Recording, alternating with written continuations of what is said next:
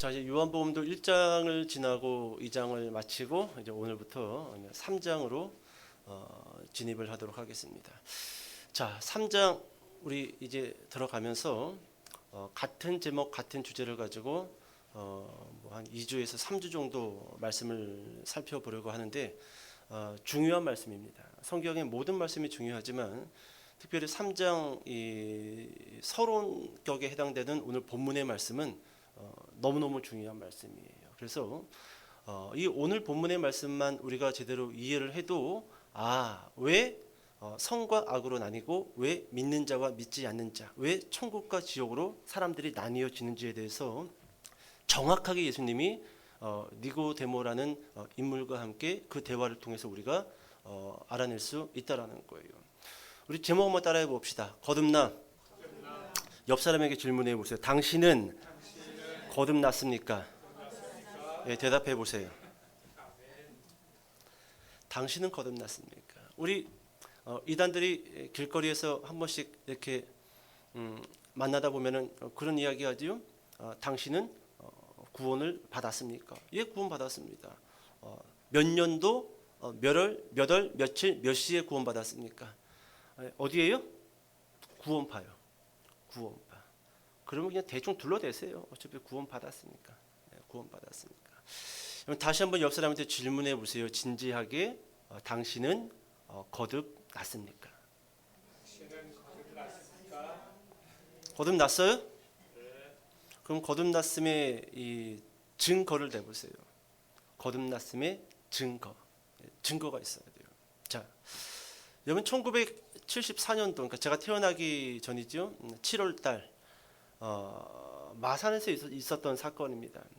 전용술이라는 18살 청소년이죠. 이 친구가 이 마산 경찰서에서 일하는 엄씨라는 여직원을 좋아했어요. 나랑 사귀자. 나이 차이도 있는데 나랑 사귀자. 엄씨가 웃기지도 않지요. 나이도 어린 놈이 공부도 못하는 것이 졸졸졸 공무원 따라다니면서 사귀자 그러니, 자, 결국 이 엄씨의 거절에 18살 전용술이라는 청소년은요 칼로 엄씨를 살해합니다. 살해해요. 그리고 경찰의 추격을 피하여 도망치다가 택시 강도 짓을 벌입니다. 자, 형사들이 맹렬하게 추격했어요. 같은 경찰 공무원 여직원을 살해했으니까 뭐 봐주는 거 없지요. 애누리 없지요. 자, 결국 이 전용술은 구멍가게의 그 딸을 인질로 잡고 형사들과 대치 상태에 놓입니다. 자, 결국 이 전용술은 수수히 형사들에게 잡혀간 것이 아니라 그 인질로 잡았던 구멍가게 딸의 목과 가슴에 칼을 2번 찌르고 중상해를 입히고 형사들에게 붙잡힙니다. 자, 재판이 일어나죠. 1심과 2심 모두 전용술은 사형. 오늘날도 법이 이렇게 바뀌어야 돼요. 요즘 청소년들 뭐 촉법소년 까불고들 있는데, 여러분 촉법이 어디 있고 어른이 어디 있습니까? 법 앞에는 똑같아야 됩니다. 네. 똑같이 잘못했으면 똑같이 때려야 돼요. 사형. 사회가 발칵 뒤집어졌지요. 그리고 이 청소년에게 아직까지 사형이라는 선고를 내린 적이 없었는데 처음이었어요. 사형. 자, 그러다가 좀 청소년인데 아직 이 정신이 온전하지 못하고 아직 성숙하지 못했으니까 좀 참작을 하자라는 여론이 있어서 무기징역으로 그 다음에 4월 달에 형이 감량됩니다. 사형에서 무기징역. 자, 그런데 이제 두 번째 사건은 이렇게 일어납니다. 전용술이 이 마산에서 다녔던 초등학교 선배가 당시 동국대학교 경찰 행정학과 교수님이었어요. 보니까 초등학교 후배예요. 그래서 이 사람이 이 좀 후배고 하니까 열심히 설득을 합니다. 법원하고. 그리고 탄원서도 막 만들어서 아직 청소년이고 한데 무기징역은 좀 너무한 거 아닙니까? 그래가지고 막 옥중 뒷바라지를 하고 열심히 탄원서를 제출을 해서 결국 무기징역에서 1993년도에 이 사람이 20년형으로 가병되어져요. 20년형으로. 그리고 약 2달 후 사면됩니다. 사면돼요. 자, 그런데 이제 문제는 여기서부터 시작이에요. 이 전용술이라는 사람이 그래도 얼추 20년 가까이 형은 살았어요. 그런데 자신을 열심히 도와주었던 동국대학교 경찰행정학과 이 교수, 제가 성함은 말씀드리지 않을게요. 이 교수에게 자꾸 전화를 해서 나 사업 좀 할 건데 돈 좀 빌려줘. 처음에는 200만 원도 주고 300만 원도 줬어요. 근데 계속 줄 수는 없잖아요. 그죠? 그러니까 이 전용술이 이 교수 와이프가 장사를 했던 식당에 가서 칼로 위협을 합니다. 돈 빌려달라고. 잘못 걸린 겁니다. 자, 2004년 7월 27일 새벽 술자리에서 전용술은 친구들과 그리고 이 교수와 술을 먹다가 그 자리에서 칼로 이 교수를 무참히 살해합니다. 살해해요. 여러분, 우리나라의 그 관용어구 같은 말이 있습니다. 사람은 고쳐 쓰는 거다, 고쳐 쓰는 것이 아니다. 고쳐 쓰는 것이 아니다. 따라해 보세요. 아주 유명한 관용어구예요. 사람은 고쳐 쓰는 것이 아니다. 왜 이런 말이 우리나라의 관용어구처럼 사람들 입에서 입으로 돌고 도는 걸까요? 제가 이 말의 어원이 과연 어딘가, 언제부터 어디에서 어떤 집단에서 이 말들이 가장 많이 사용되었는가를 좀 조사를 해봤더니 사람은 고쳐 쓰는 것이 아니다가 형사들이 많이 이 말을 썼대요. 형사들이. 왜일까요? 범죄자를 잡아다가 집어넣고 여러 가지 이 교육을 시켜서 다시금 석방되고 사회로 돌아갔는데 보통은 다시 또 몇 달 만에 똑같은 죄를 짓고 다시 들어간다는 거예요. 물론 안 그러는 사람도 있겠지요. 한번 딱 경험하고 나서 딱 끊고 정신 딱 차리고 남들처럼 열심히 일해서 살아야겠다, 그런 의지를 발휘하는 사람도 있지만 거의 대부분 형사들이 보니까 또 들어간다라는 거예요. 그래서 형사들의 입에서 늘 입버릇처럼 했던 말이 어떤 말이냐? 바로 이 말이에요. 사람은 고쳐 쓰는 거다, 고쳐 쓰지 않는 거다. 사람은 못 고친다. 사람은 고쳐 쓰는 것이 아니다. 그러니까 애초에 좋은 놈 만나야 돼요. 정신 딱 차리고 있는 놈 만나고 생각과 태도와 습관이 바른 사람을 만나야지. 에이 뭐 살다 보면 좋아지겠지? 아니에요. 제가 살아보니까 아니에요. 저 자신을 보고 우리 주변에, 제 주변의 사람들을 봐도 아닙니다. 아니에요.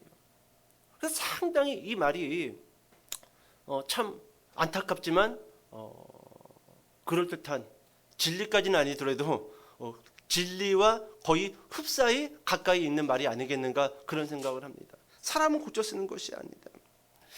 여러분, 사람을 정말로 고쳐 쓸 수 없는 건가?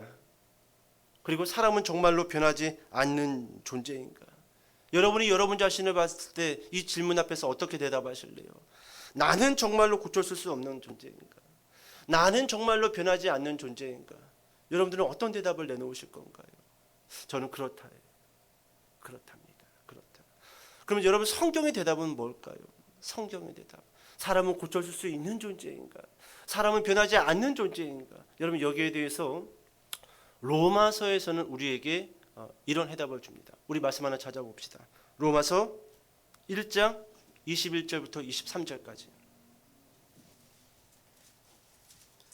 로마서 1장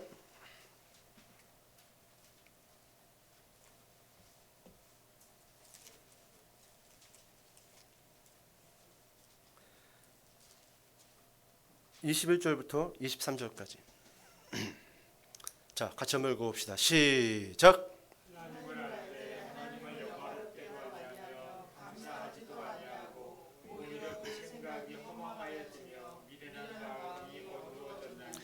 스스로 지혜 있다 하나 어리석게 되어 썩어지지 아니하는 하나님의 영광을 썩어질 사람과 새와 기어다니는 동물 모양의 우상으로 바꾸었느니라. 아멘.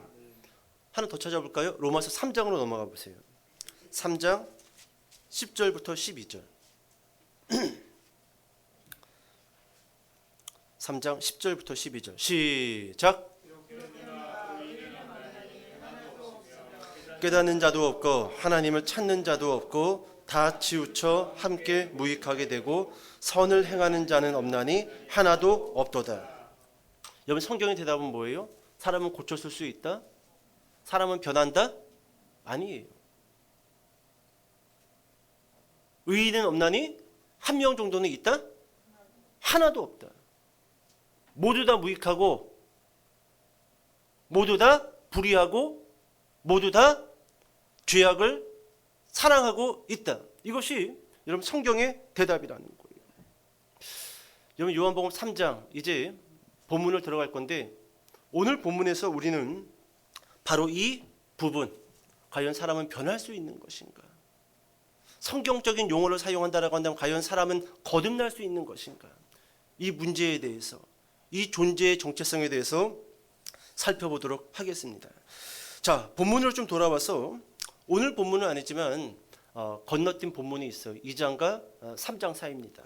2장 23절부터 25절까지 같이 한번 읽어보도록 할게요. 2장 23절, 24절, 25절. 자, 시작.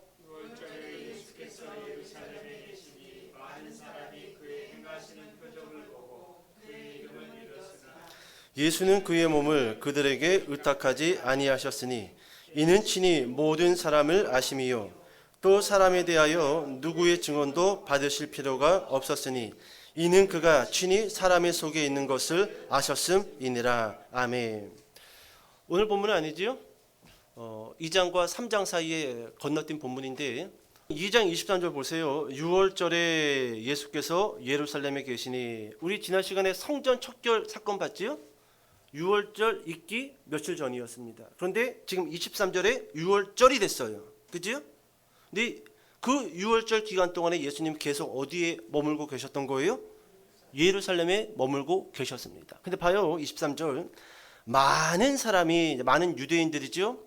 많은 유대인들이 예수님이 행하시는 무엇을 보고, 표적을 보고 그의 이름을 어떻게 했으나? 믿었으나. 본문에서는 예수님이 첫 번째 표적만을 우리에게 기록해서 알려줬습니다. 그런데 그 첫 번째 물을 포도주로 만든 그 표적 이후에 두 번째, 세 번째, 네 번째, 다섯 번째, 여섯 번째 표적들이 있었던 것 같습니다. 근데 요한 사도는 그 부분에 대해서는 기록을 하지 않았어요. 단지 23절에서 그의 행하시는 표적을 보고 그의 이름을 누가 믿었으나? 많은 사람들이, 많은 유대인들이 믿었으나. 그런데 여러분 24절로 잘 보세요.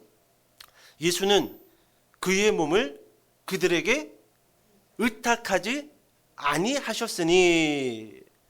여러분, 여기서 의탁이라는 단어 볼펜에 있는 분들 동그라미 치세요.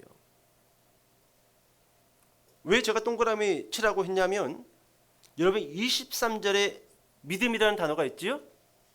이 믿음이라는 이 헬라어가 피스티오예요. 피스티오. 따라해 봅시다. 벌써부터 졸리시는 분들 계시는데. 피스티오. 뭐가 피스티오의 뜻이 뭐예요? 믿음입니다. 믿음. 여러분, 믿음의 원어의 뜻은요, 다른 게 아니에요. 믿음이 뭐지? 믿음은요, 충성입니다. 순종이에요. 그러니까 믿음 하면은 그냥 벙쪄요. 추상적입니다. 너 예수님 잘 믿니? 이거보다 조금 더 정확한 단어는 너 예수님에게 순종하고 있니? 예요. 예수님에게 충성 다하고 있니? 이게 믿음이라는 거예요. 그런데 24절에 의탁이라는 단어가 있죠. 이 단어가 피스티오예요. 믿음이라는 단어라는 거예요. 그러니까 여러분 봐요.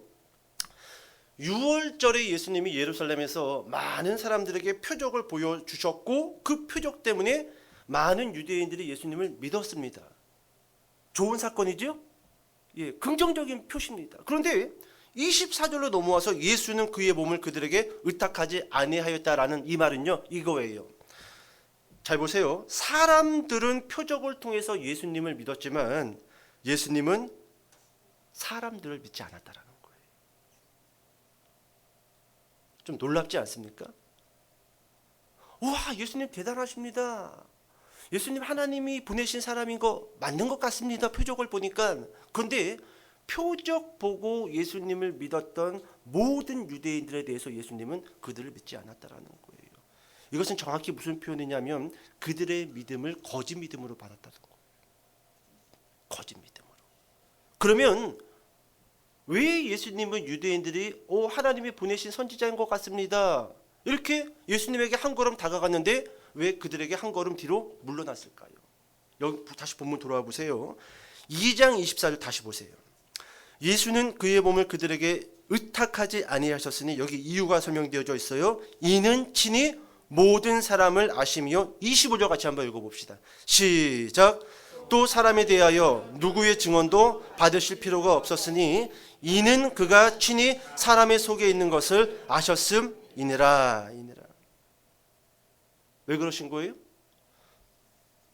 이 사람들이 예수님 믿습니다라고 한 발 쫙 다가섰는데 예수님은 그 사람의 속에 것들을 이미 다 보고 계신 거예요. 놀랍지 않습니까? 놀라워요.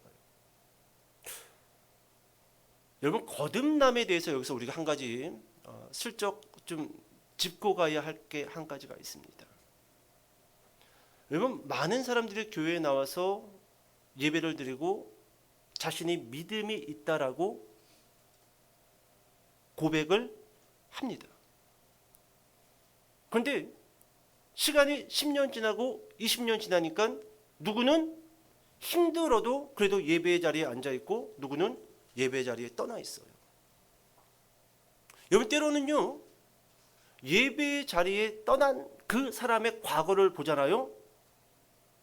오히려 현재 이 예배 자리에 앉아 있었던 사람보다도 더 훌륭하게 예배 생활을 했던 사람들이 의외로 많이 있어요. 반주도 하고 예배 인도도 하고 이런 일, 굳은 일, 저런 일 다 했던 사람들 많습니다. 근데 지금 현재 그들이 예배 장소에 없고 저 밖에 있어요. 여러분, 본문에서 성경을 번역을 할 때 의탁이라는 단어를 썼습니다. 여러분, 예수님이 사람에게 자신을 의탁한다? 자신을 부탁한다? 좀 이상하지 않습니까? 근데 여기에는요, 의미가 있어요. 의미가 있습니다. 여러분, 예수님은요, 우리랑 함께 일하시기를 좋아하셔요. 그런 의미에서 의탁이라는 단어를 성경 해석학자들이나 번역학자들이 사용하신 거예요. 그러면 왜 하나님은 지금도 나에게 의탁하시고 나로 하여금 예배 장소에 있게 하셨냐라는 거예요. 그리고 그 사람은 왜 하나님의 그 자신을 그 사람에게 의탁하지 않고 그 사람은 밖에 있냐라는 거예요. 아주 오래전 하나님이요, 우리 공동체에 똑같이 앉아있는 사람들의 그 속을 보고 아셨던 거예요. 이놈 새끼 이거 가짜야. 가짜야. 우리는 모르죠. 우리는 몰라요. 근데 예수님은 정확하게 표적을 보고 예수를 믿는다라고 고백하던 그 유대인들을 바라보면서 하나도 그들에게 자신을 의탁하지 않았다라는 거예요. 왜요? 그 모든 유대인들의 속을 하나님이 알고 있었던 거예요. 너 가짜야. 너도 네가 진짜인지 가짜인지 모르지? 드러날 거다, 시간 지나면. 네가 가짜인 것을. 그래서 의탁하지 않았던 거예요. 여러분, 제가 김원영 목사가 2년 전에 울사가 개척을 시작을 했습니다. 이것은 그냥 단순히 제가 그냥 때가 됐으니까 개척했다라고 이렇게 바라보시면 안 돼요. 예수님이 나에게 의탁하신 거예요. 그리고 힘들지만 어렵지만 성령의 이끌림을 받아서 여기서 개척을 시작한 겁니다.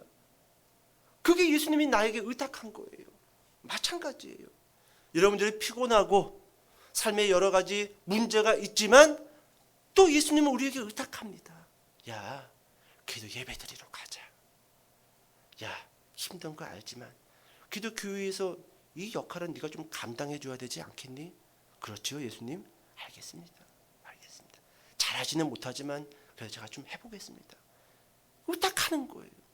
왜 의탁하느냐? 예수님이 보시는 거예요.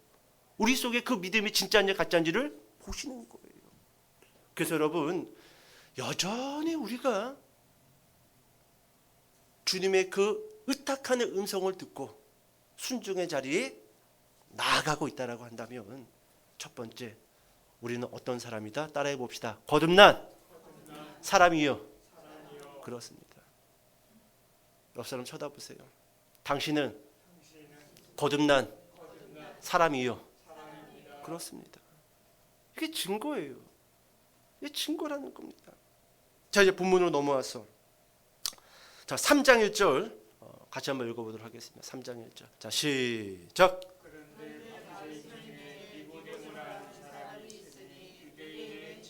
아멘. 자, 3장은 이렇게 시작되죠. 그런데, 그러니까 앞에 본문하고 지금 이어서 요한이 글을 쓰고 있다라는 거예요. 그런데, 자, 바리새인 중에 니고데모를 하는 사람이 있으니 유대인의 지도자라. 앞을 봅시다. 이런 바로 앞에 본문에서 많은 유대인들이 표적을 보고 예수님을 믿었다라고 이야기했어요. 근데 예수님은 그들을 믿었다?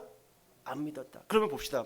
그 예수님 믿어요, 예수님 사랑해요 라고 했던 그 많은 유대인들 중에 지금 그런데라고 하면서 한 사람의 이름이 등장해요.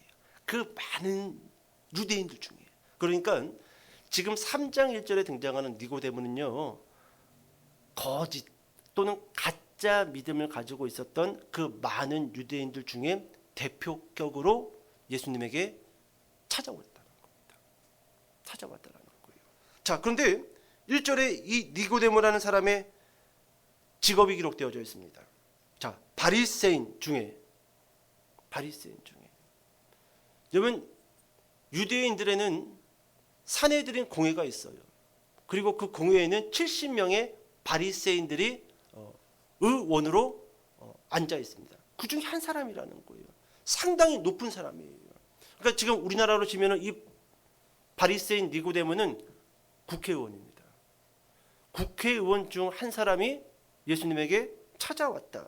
그럼 3장 1절 볼까요? 니고데모를 하는 사람이 있으니 유대인의 누구라? 지도자라. 많은 유대인들 중에 한 사람, 대표격인 사람이 예수님을 찾아왔다라는 거예요. 자, 2절 넘어와서 2절 읽어봅시다. 시작.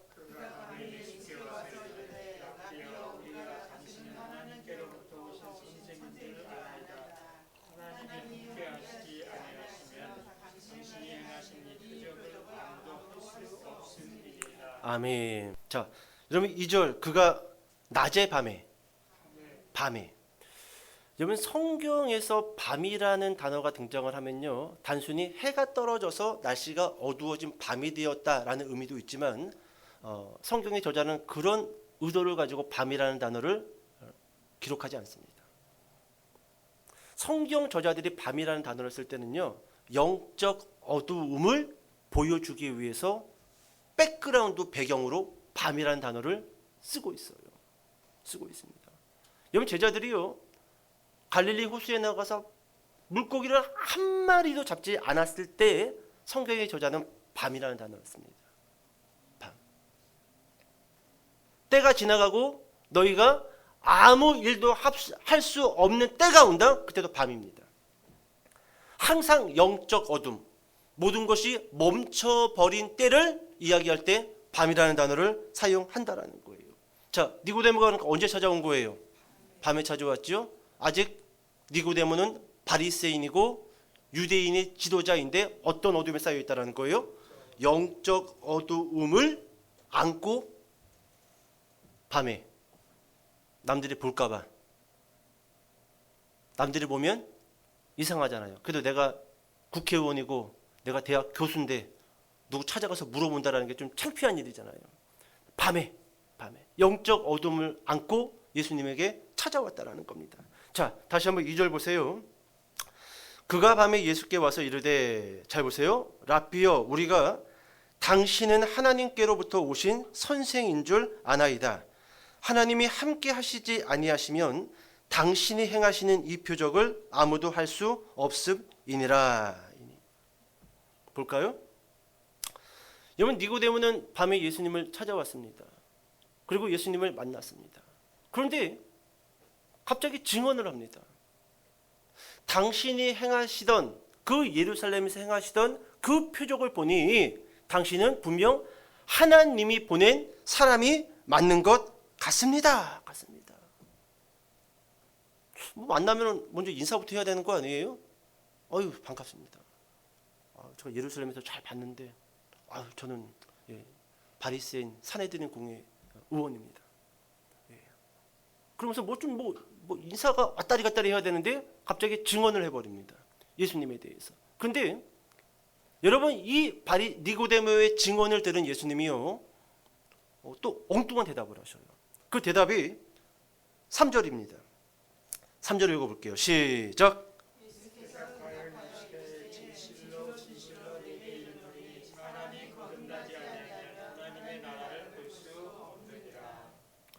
니고데모가 예수님을 만나서 질문을 했어요? 예수님에 대해서 증언을 했어요? 그런데 지금 예수님의 대답은 질문을 받은 대답이죠? 질문을 받았어요? 안 받았어요? 안 받았죠? 여러분, 왜 이런 걸까요? 왜 니고데모나 예수님이나 서로 물어보지도 않고 알려달라고 말도 안 했는데 서로 동문서답을 하고 있냐라는 거예요. 2장 25절 시작. 또 사람에 대하여 누구의 증언도 받으실 필요가 없었으니 이는 그가 친히 사람의 속에 있는 것을 아셨습니다. 예, 여기서 뭐라고 이야기하죠? 사람의 증언을 예수님이 받을 필요가 없어요. 근데 지금 니고데모는 예수님을 만나자마자 예수님에 대해서 증언해버렸죠? 됐다. 네가 그렇게 증언할 필요는 없다. 네가 증언하지 않아도 나는 하나님의 아들이다라는 거예요. 필요 없다라는 겁니다. 그러면서 25절 후반부에 친히 사람 속에 있는 것을 아셨느니라. 여러분, 왜 이런 동문서답이 왔다 갔다 주고받았는지 좀 이해가 가셔요? 니고데모가 찾아와서 실제로 예수님에게 던지고 싶었던 질문은요, 따로 있었습니다. 그런데 그 질문은 싹 감춰둔 채, 예수님 멋지십니다. 오늘 양복 새로 하신 것 같은데, 뭐 양복이 아주 핏이 괜찮습니다. 근데 예수님이 거듭남에 대해서 이야기를 하는 거예요. 그러니까 여러분 보세요. 예수님이 니고데모의 그 증언을 듣고 니고데모의 속마음을 봤더니 이 녀석이 다른 질문을 가지고 왔어요. 그 질문이 뭐냐면 구원이었어요. 실제로 속마음은 예수님을 만나서 이걸 물어보고 싶었던 거예요. 예수님, 어떻게 하지 천국 갈 수 있습니까? 저는 이 니고데모의 그 속마음을 들여다봤을 때 이 사람은 상당히 지금 올바른 신앙의 자세와 태도와 생각을 가지고 있는 인물이라는 거예요. 여러분, 교회 나오고 하나님 앞에 나와서 여러분들은 무슨 질문, 무슨 생각을 하고 있습니까? 여러분, 대부분요, 천국에 대한 사모 이거 별로 없어요. 오늘도 어떻게 하면 남들보다 성공하고, 어떻게 하면 남들보다 더 근사한 거 먹고, 어떻게 하면 남들보다 더 높은 자리에 올라가서 이 땅에서 떵떵거리고 살까? 이 질문과 이 고민만을 가지고 우리는 하나님 앞에 나아갑니다. 어떤 마음과 어떤 질문을 가지고 예배의 현장 앞에 달려왔냐라는 거예요. 니고데모는요, 예수님, 제가 어떻게 해야지 의원이 아니라 사내들인 공회의 의장이 될 수 있습니까? 이런 질문 가지고 오지 않았어요. 어떤 질문이요? 내가 어떻게 구원받을 수 있습니까? 내가 성경 율법 알긴 아는데 아무리 가르쳐도 이 천국에 대해서, 구원에 대해서 자신이 없습니다. 알려주십시오. 여러분, 이 질문은요, 예수를 아무리 잘 믿는 사람이라 할지라도요, 우리가 눈을 감고 천국 문 열고 들어갈 때까지요 가지고 있어야 될 고민이고 질문이에요. 이 고민과 이 질문이 없는 사람은요, 제가 좀 이렇게 이야기해 볼게요. 제 말이 다 맞는 것은 아니지만 어쩌면 거듭나지 않은 사람일 수 있어요. 구원의 질문과 구원의 고민은요, 거듭난 사람만이 할 수 있는 질문입니다. 맞아요, 틀려요? 틀릴 수도 있어요. 제가 언젠가 그런 이야기 하지 않았나요? 아주 오래전에 한 청년 자매가 잠깐 저를 이 교회 한쪽 편으로 부르는 거예요.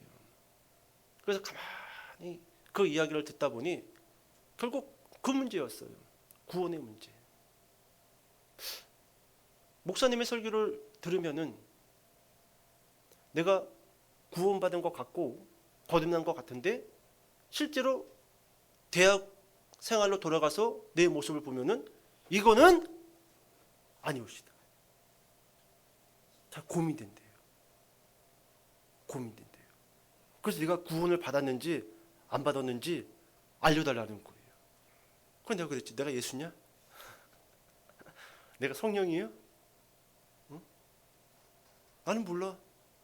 나는 몰라. 근데 제가 그 자매한테 그렇게 이야기해 줬어요. 네가 지금 얼굴이 상기된 채 그런 질문을 예배 끝나고 나한테 한다라는 것 자체가 너는 거듭났어. 그러니까 막 우는 거예요. 막 울어요. 넌 거듭났어. 너 구원 받은 거야. 야, 거듭나지 않으면은 자신의 구원 문제 고민 안 돼. 네 또래의 여대생들, 교회 다니는 여대생들 다 무슨 생각하는 줄 알아? 어떻게 하면 잘생긴 남자 만나서 데이트를 할까? 그게 증거야.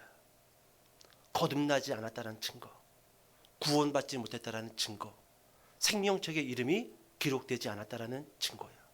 막 우는 거야. 돌려보냈어요. 괜히 내 앞에서 우니까 사람들이 이상하게 쳐다보니까 딴 데 가서 울라고. 이상하게 오해할 수 있으니까 돌려보냈습니다.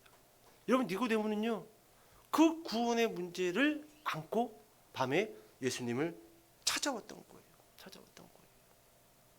그래서 예수님이 그 니고데모의 속마음을 보고 사람이 거듭나지 아니하면 하나님의 나라를 볼 수 없느니라. 여러분, 여기서 이 거듭남.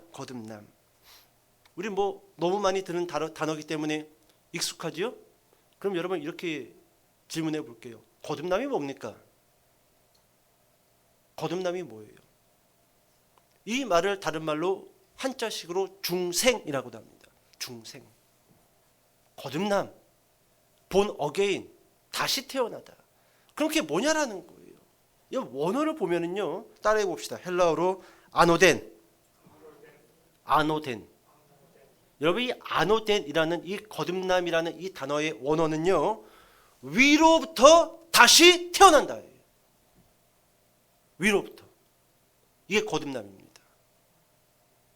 어디로부터요? 그럼 그 위가 어딜까요? 하나님이에요. 하나님으로부터 태어나는 것이 거듭남입니다. 그러니까 여러분, 거듭나고 중생하고 구원받고 죽어서 천국 가기를 원한다라고 한다면 누구에게 기도해야 되는 거예요? 하나님에게 기도해야 되는 거예요. 왜요? 거듭남이 그분으로부터 시작되니까. 그분이 허락하지 않으면요, 영적 어두움에 쌓인 채 천국은 무슨 천국? 보이지도 않아요. 볼 수도 없느니라. 들어갈 수도 없느니라.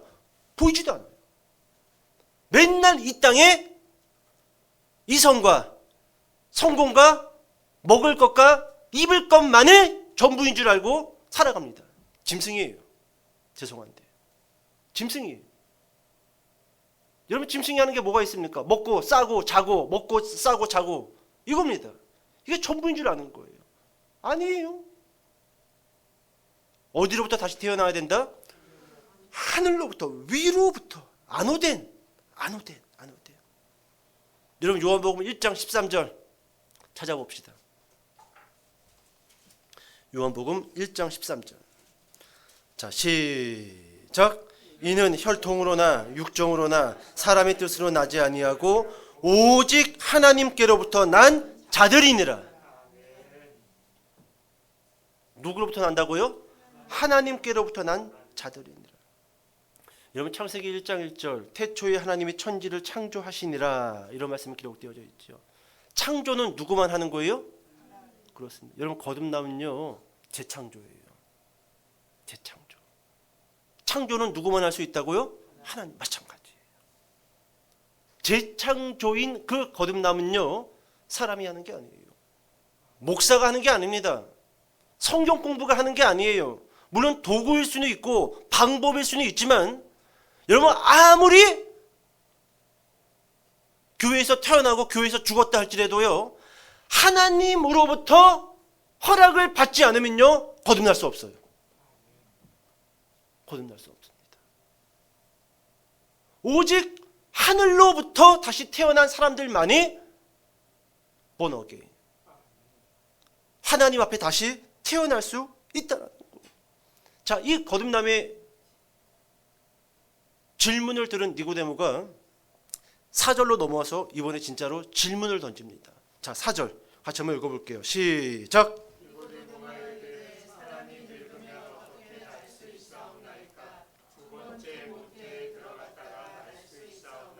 아멘. 자, 거듭남이란 단어, 아노덴이라는 단어를 니고데모가 들었어요. 그리고 나서 예수님에게 질문을 합니다.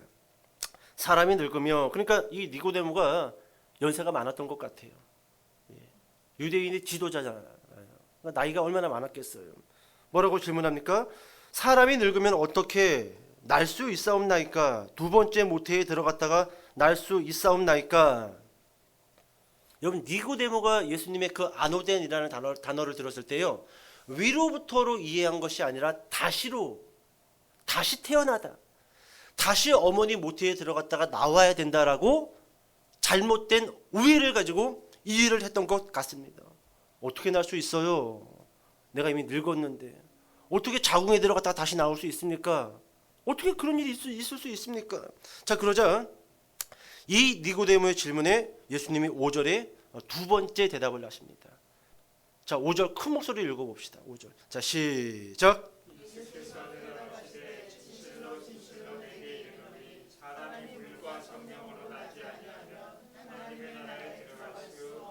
아멘, 아멘. 니고데모는 위로부터 태어난다라는 것을 이해하지 못하고 다시로 이해했어요. 그래서 어떻게 사람이 다시 태어날 수 있습니까? 그러자 두 번째 예수님의 대답이 뭐지요? 무엇과 무엇으로? 물과 성령으로 나지 아니하면 이번에는 하나님의 나라에 들어갈 수 없다. 아까 전에는 하나님의 나라를 볼 수 없다라고 이야기했는데 이번에는 아예 들어갈 수 없다라고 대답하십니다. 이제 이것만 정리하고 설교 마칠게요. 자, 두 번째 예수님의 대답이 이거였어요. 어떻게 사람이 다시 태어날 수 있습니까? 물과 성령으로 태어날 수 있다. 물과 성령으로. 그런데 여러분 성령은 우리가 알겠단 말이에요. 성령으로 태어난다. 알겠어요. 근데 물이 문제예요. 물이. 과연 이 물이 무엇을 의미하는 걸까? 자, 여기에 몇 가지 견해만 정리를 하고 설교를 마치겠습니다. 첫 번째, 여러분 물과 성령을요 하나의 사건으로 보는 견해가 있어요. 그러니까 이거예요. 우리가 성령을 받아야지 새롭게 거듭날 수가 있는데 그 성령의 역할이 뭐냐면 물로 우리가 세수를 해서 깨끗하게 하는 것처럼 성령을 받아야지 물로 씻기듯이 씻긴다는 거예요. 그러니까 한 가지 견해로 보는 거예요. 자, 여기에 이 견해를 주장하는 사람들이 자주 이용하는 말씀이 뭐냐면 에스겔서 36장입니다. 제가 읽어드릴게요. 찾지 마세요. 찾는 동안에 또 졸아보니까 이렇게 고개 숙이면서 눈을 감고 찾아요. 이렇게 눈을 감고. 제가 청년 시절 때 많이 사용했던 방법이야. 목사님이 성경 말씀 찾겠습니다. 제일 좋아. 고개 숙이고 눈 감고 있으면 되니까. 그리고 안 찾아. 제가 읽어드릴게요. 에스겔서 36장 25, 26, 27절인데 잘 들으세요. 맑은 물을 너희에게 뿌려서 너희로 정결하게 하되 곧 너희 모든 더러운 것에서와 모든 우상 숭배에서 너희를 정결하게 할 것이며 또 새 영을 너희 속에 두고 새 마음을 너희에게 주되 너희 육신에서 굳은 마음을 제거하고 부드러운 마음을 줄 것이며 또 내 영을 너희 속에 두어 너희로 내 율례를 행하게 하리니 너희가 내 규례를 지켜 행할지니라. 여러분 25절에서는 물이라는 단어를 썼는데 26절에서는 새 영, 그리고 27절에서는 내 영이라고 합니다. 같은 단어예요. 같은 말입니다. 그러니까 성령과 물을요 같이 섞어서 사용하고 있어요. 섞어서. 물과 성령을 따로따로 떼어서 말하는 게 아니라 성령을 물로, 물을 성령으로. 그 역할이 뭐다? 딱딱해진 마음을 어떻게 한다? 부드럽게. 그래서 하나님 앞에 부드러운 마음을 갖고 하나님의 율법을 지키는 것을 즐거워하고, 예배 드리는 것이 지겨운 것이 아니라 세상에서 가장 귀한 일이고, 찬송 부르는 것이 가장 행복한 일이고, 이 역할을 누가 한다라는 거예요? 성령이 하신다라는 거예요. 성령이. 이게 여러분 물을 성령과 하나로 보는 견해를 주장하는 학자들이 인용하는 말씀이에요. 말씀. 우리 하나만 더 찾아봅시다. 이거 찾기 조금 어려울 거예요. 디도서 3장 5절. 디도서. 큰일 났다 이제. 디도서 이제 막 구약 신약 다 찾아보고 이제. 디도서 3장 5절. 디도서. 디모데 후서 뒤에 보세요.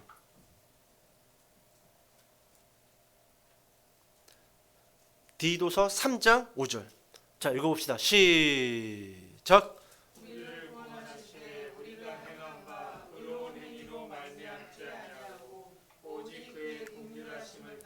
중생의 씻음과 성령의 새롭게 하심으로 하셨나니.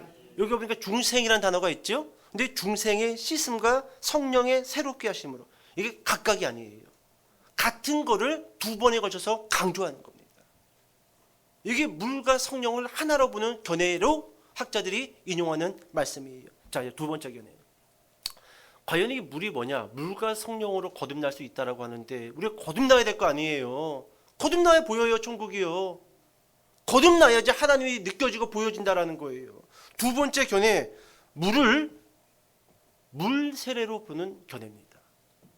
그러니까 거듭나기 위해서는 물 세례를 받고, 두 번째 어떤 세례? 성령 세례를 받아야지 거듭날 수 있다라는 견해예요. 상당히 일리가 있죠? 그런데요, 이 견해는요 몇몇의 학자들이 주장을 하지만 거의 대부분의 학자들은 무시하는 견해입니다. 왜요? 말씀 하나 찾아볼게요. 고린도전서 1장 14절. 시작.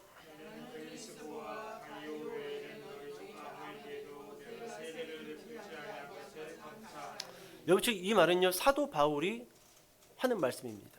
그래서 사도 바울은요 그게 일평생에 딱 두 명에게만 물세례를 줬대요. 그게 누굴까요? 그리스보와 가이오. 그럼 봅시다. 물세례와 성령세례 두 가지를 다 받아야지 거듭나서 천국 갈 수 있다라고 한다면 사도 바울이 물세례를 안 줬을 이유가 있을까요? 없죠? 없어요. 그래서 여러분 대부분의 학자들은요 물세례가 거듭남에 반드시 있어야 된다라고 주장하는 사람들의 그 말을 무시해버리는 거예요. 사도 바울조차도 여러분 물세례를 안 줬대요. 이것이 편가르기 될까 봐. 아유 내가 있잖아, 내가 한 30년 전에 조윤기 목사님한테 직접 물세례를 받았잖아. 이거 자랑 될까요 안 될까요? 겁나 돼요. 아니 나는 김원영 목사가 누군데? 아니 자랑도 안 해. 세례지 찢어서 어디다 숨겨놔. 근데 뭐 조윤기 목사님, 어디 뭐 하용조 목사님, 옛날에 저희 소망교회 곽선희 목사님, 이런 분들에게 딱 세례를 받는 딱 사진이 딱 있으면은 액자로에다 집에다 걸어놓지요. 진짜예요 여러분. 이거 자랑이 됩니다. 그래서 여러분 사도 바울은 세례를 안 했던 거예요. 사도 바울이 워낙 유명한 사람 아닙니까? 죽은 사람도 살렸고, 웬만한 나쁜 사람들은 그냥 손만 스쳐도 다 일어나 버렸으니까. 근데 그런 사도 바울에게 세례를 받았다? 대대로 가보죠. 그럼 누구의 이름이 올라가는 거예요? 그잖아요. 예수님의 이름은 사라져버리고 목사님의 이름만 자꾸 성도들에게 둥실둥실 교회에 오면 예수님 이야기하는 게 아니라 어휴 우리 김원영 목사님, 어휴 우리 김원영 목사님, 어휴 우리 김원영 목사님. 여러분 이단되는 거예요. 목사는 될 수 있으면요 사라져야 돼요. 저도 사라져야 되는데 사라질 수 있는 유일한 방법이 문 열고 이리로 내려가는 수밖에 없어. 그럴 수는 없잖아요. 여기 4층인데 자꾸 저기 뒤에 서 있는 거예요. 두 번째 견해가 뭐라고요? 물을 무슨 세례로 본다? 물 세례로 보는 견해예요. 자, 세 번째. 이 세 번째가 많은 사람들이 믿고 있는 견해죠. 이 물을 말씀으로 보는 거예요. 무엇으로 본다? 말씀과 성령으로 거듭난다. 거듭난다. 자, 그 이유를 찾아봅시다. 베드로전서 1, 2, 3 1장 23절 찾기 편하죠? 베드로전서 1장 23절.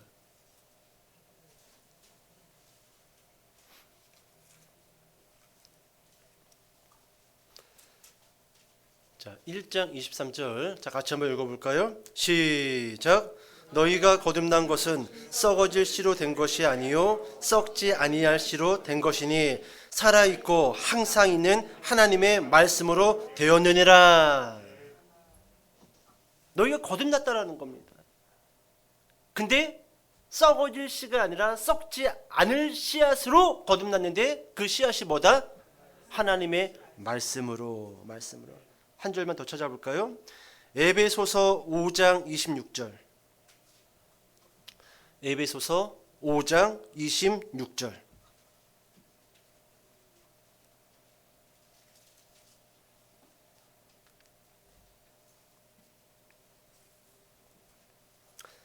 자, 5장 26절. 자, 시작. 이는 곧 물로 씻어 말씀으로 깨끗하게 하사 거룩하게 하시고. 무엇으로 깨끗하게 한다고요? 말씀으로 깨끗하게 하사 거룩하게 하시고. 여러분 뭐 이거 물과 성령을 하나의 교내로 보던 아니면 말씀과 성령으로 보던 결국 같은 겁니다. 다른 거 아니에요. 물 세례로 봐도 괜찮아요. 괜찮습니다. 이렇게 이야기해 볼까요? 누군가가 교회에 와서 말씀을 듣고 물 세례를 받았다라는 것은요, 이미 말씀을 들었다라는 거예요. 그리고 내가 예수를 믿고 예수님을 나의 구원자로 믿겠다라고 이 성도들 앞에 나와서 물 세례를 받는다라는 것은요, 이미 성령 세례를 받았다라는 증거입니다. 증거예요. 그래서 어떤 교회를 선택해도 괜찮아요. 이 사람이 하나님 앞에 나와서 진정으로 하나님을 예배하고 있다라고 한다면 이 사람은 이미 다 받은 거예요. 말씀도 받았고 물 세례도 받았고 성령으로 마지막으로 세례를 받았고. 설교 정리하겠습니다. 여러분 창세기 2장 7절에 하나님이 사람을 흙으로 지으시고 그 코에 생기를 불어넣으십니다. 동물에게 그렇게 하지 않았어요. 이 생기를요, 많은 학자들은 하나님의 영으로 이해합니다. 하나님의 영이 지어진 그 사람의 코를 통해서 들어왔었을 때, 그때 하나님과 사람의 생각이 같아지는 거예요. 감정이 같아지고 목적이 같아지고 철학이 같아지는 거예요. 여러분 거듭남은요, 다른 거 아니에요. 하나님의 영이 다시금 우리 안으로 임재하는 겁니다. 그래서 눈에 보이지 않는 그 하나님의 생각과 내 생각이 같아져요. 그분이 바라보고 그분이 생각하고 그분이 느끼는 것과 내 생각과 내가 느끼고 내 감정이 같아져요. 같아져요. 이게 거듭납니다. 여러분 왜 이 예배 현장에서 온전한 예배를 드릴 수 없는가? 여러 가지 이유가 있겠지만 가장 큰 문제는요, 거듭나지 않았기 때문에 그래요. 거듭나지 않았기 때문에 그래요. 이제 말씀 하나만 찾아보고 설교를 딱 맞출 건데, 여러분 이 말씀은요, 정확하게 거듭남이 무엇인지에 대해서 너무너무 잘 묘사하고 있는 말씀이에요. 에스겔서 37장. 자, 저부터 읽을게요. 여호와께서 권능으로 내게 임재하시고 그의 영으로 나를 데리고 가서 골짜기 가운데 두셨는데 거기 뼈가 가득하더라.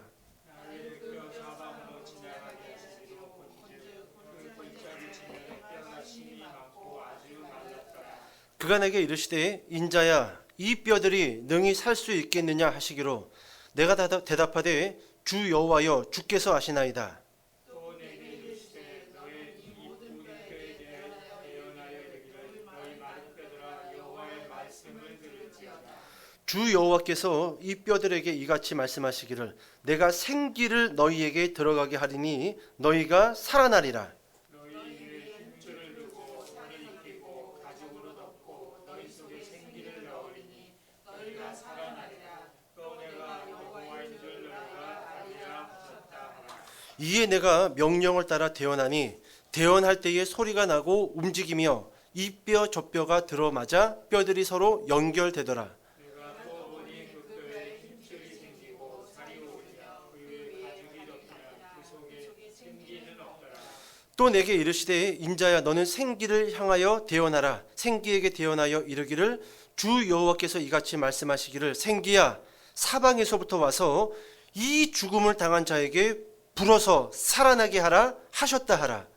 이에 내가 그 명령대로 대언하였더니 생기가 그들에게 들어가니 그들이 모두 살아나서 일어나 서는데 극히 큰 군대에 나가. 아멘. 여러분 이 말씀은요 정확하게 거듭남에 대해서 아주 잘 묘사하고 있는 에스겔 환상의 말씀이에요. 여러분 바짝 말라버린 죽은 뼈, 이 뼈는 누구를 의미할까요? 우리예요. 누구에 대해서 죽어버린 거예요? 하나님에 대해서. 하나님에 대해서. 여러분 이렇게 완전히 무너져버린 사람들, 살아날 수 없는 사람들, 회복될 수 없는 사람들. 오늘 에스겔서는요 그것을 바로 마른 뼈들로 비유하고 있다는 거예요. 근데 그 마른 뼈들이 어떻게 살아나요? 하나님이 생기를 불어넣었더니 죽은 사람들이 살아나는 거예요. 죽은 사람들이. 그럼 다시금 우리의 자녀들이, 이 땅의 자녀들이 말씀의 생기가 들어갈 수 있도록 우리는 기도해야 됩니다. 이거 막을 방법 없어요. 이거 말고.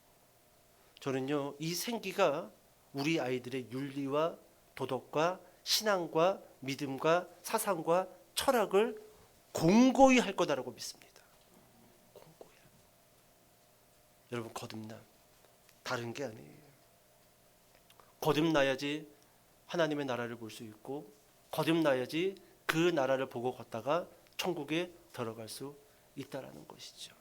더 많은 사람들이 거듭나서 하나님의 나라를 보고 하나님의 나라를 향하여 걸어가다 그 나라를 들어가는 영광을 누리기를 위해서 좀 더 기도하시고 더 하나님께 간구하시기를 주님의 이름으로 축복합니다. 기도하겠습니다.